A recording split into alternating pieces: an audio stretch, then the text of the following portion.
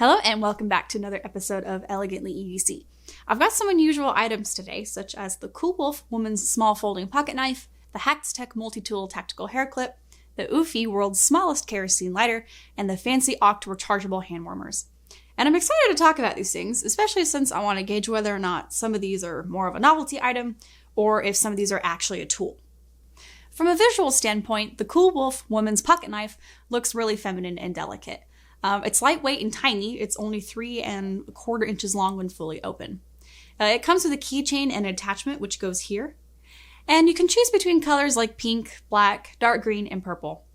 The blade itself is only 1 inch long, so it's made of stainless steel as well, and that keeps it sharp for extended periods of time, and the handle portion is made of aluminum. It fits great in pockets, bags, and on keychains. And I'm sorry to say that's where the positive comments about this knife stop. The price of this knife on Amazon is $13, and you get what you pay for in this case. The company's recommended uses for this are as follows: camping, carving, and hiking. No, I think that this knife is going to be better used for city dwellers. This knife, as pretty as it is an overglorified letter opener. To its credit, it's sharp enough for opening packages and for other activities like that, but the way that it handles, it's just not going to stand up to much more. There's not a lot of grip on the handle itself. I can only wrap my thumb, index, and middle fingers around it comfortably. And because I can only get 3 fingers around it, I can't put enough pressure on the knife to cut anything other than tape, really. Something else I'm not crazy about is where the lock release is located. This section here where you can see some teeth, that's the button. Simply press it outwards and then the knife will close. But if you look closely, I don't like that my thumb has to sit on the track where the knife is. If you close it slowly, you'll be fine, but I just don't like that this is potentially a thumb guillotine. Aesthetically, the way this thing hangs off of a keychain is super cute, and by itself it opens just fine. But when it's attached to something like my car keys, the way that it was designed to be used, and given the way that the keychain attaches to the blade itself and not the bodywork, trying to open it and use it is effectively difficult. So here it is, the blade's open, and it's attached to my car keys. And off the bat, you can see that it swings and dangles, and this shifts the weight around when I'm trying to hold it, throwing the handling off. So if I'm trying to cut something, I either have to drag everything else behind it, or I have to try and hold everything at the same time. It's not impossible, but it is awkward when trying to use it. There's also something else to be said about a safety issue. There is no lock that keeps this thing from opening, only a safety release to close. And as I said before, the keychain attaches to the blade and not the bodywork.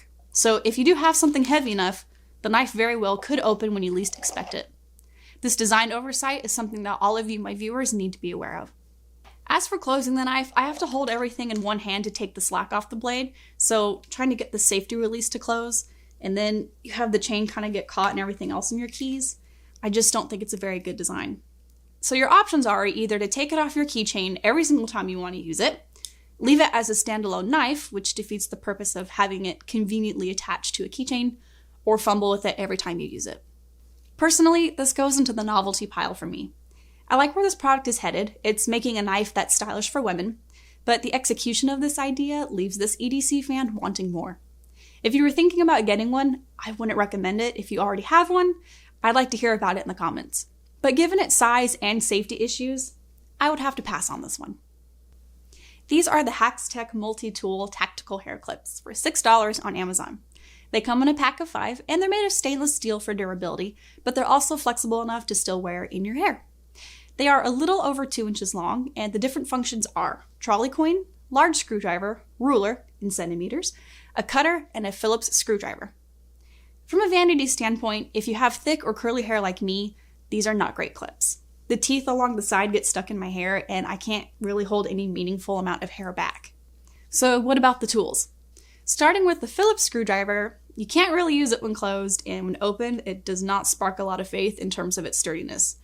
Surprisingly, I was able to get a screw back into place on my sunglasses, but I had to push really hard on this little piece, and the clip would just get in the way. So the whole process was really frustrating. However, to its credit, in a pinch, if I needed to adjust my glasses, it did do the job. As for the ruler, I don't have much to say because it's just a ruler. But just because I haven't needed to measure something in centimeters doesn't mean someone else doesn't. So I mean, this portion's fine. The cutter, as Haxtec calls it, not a saw, but a cutter, as I said, gets stuck in my hair. It doesn't feel very sharp against my thumb, which I guess is great. You won't accidentally cut your hair or your face when wearing them. It sort of works. It's advertised as being able to cut through rope. I have here a piece of paracord and this hair clip. I'll time-lapse the footage, and I'm going to cut continuously for 1 minute, and then we'll examine the results. Okay, you ready?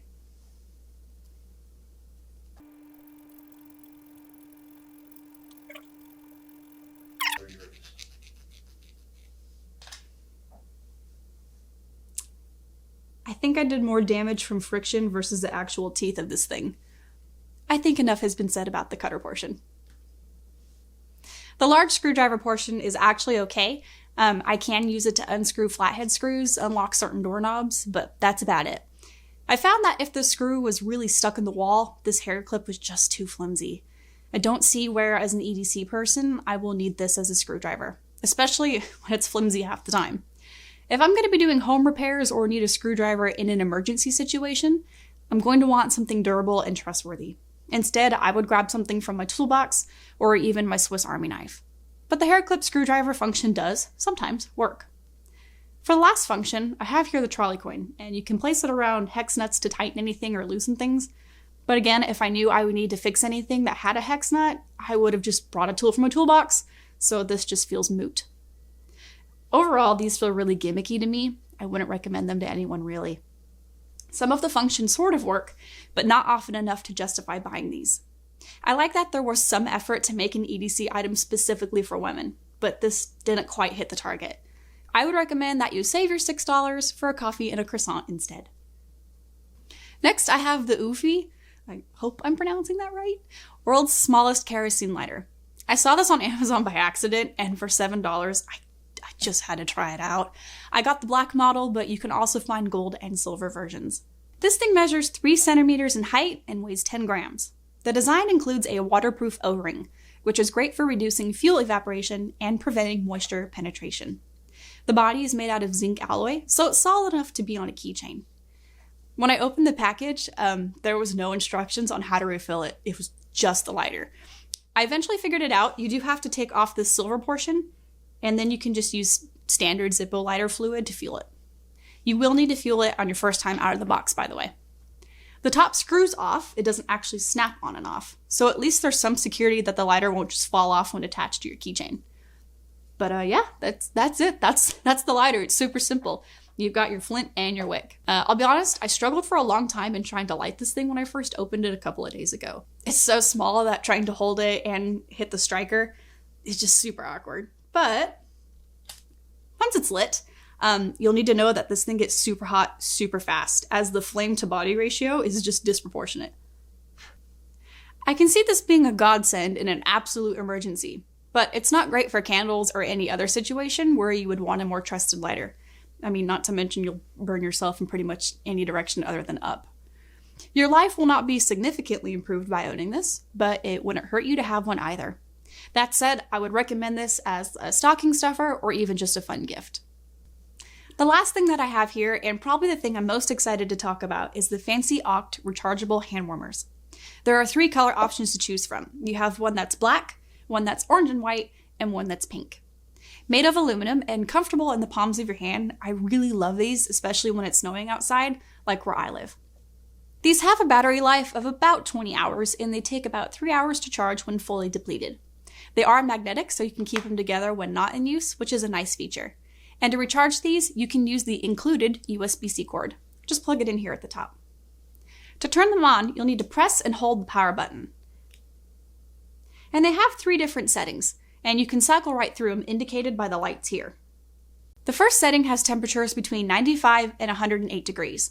The second setting ranges between 104 and 119 degrees, and the third setting ranges between 119 to 131 degrees. To turn them off, press and hold the power button, and the lights should shut off. Something that I didn't expect was that the temperature will pulsate. At first, I thought I had a defective one when I felt it cool down after the first 2 minutes, but then the heat came right back up.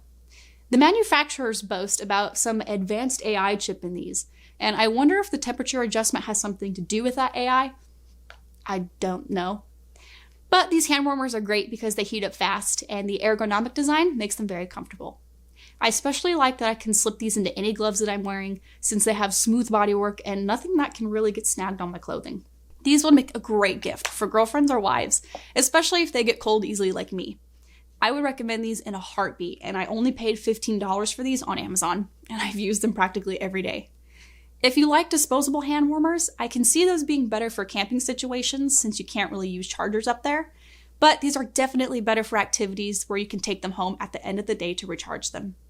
I took these to an amusement park recently, and they were awesome while I was waiting in line for some of the rides. I can also see these being great for hiking trips, golfing if you like to play golf, or just because you're cold, like in my case most times. Thank you for watching this video, and a brief thank you to you all who have subscribed to my channel. At the time that I filmed this, we crossed the 100 subscriber mark, so sincerely thank you. And to all those who have commented, thank you as well. For those who have just visited the channel for the first time, you can help the channel continue to grow by liking, subscribing, and commenting. Thank you for watching Elegantly EDC, where I believe one of the most ladylike things you can do is be prepared. I'll see you next time.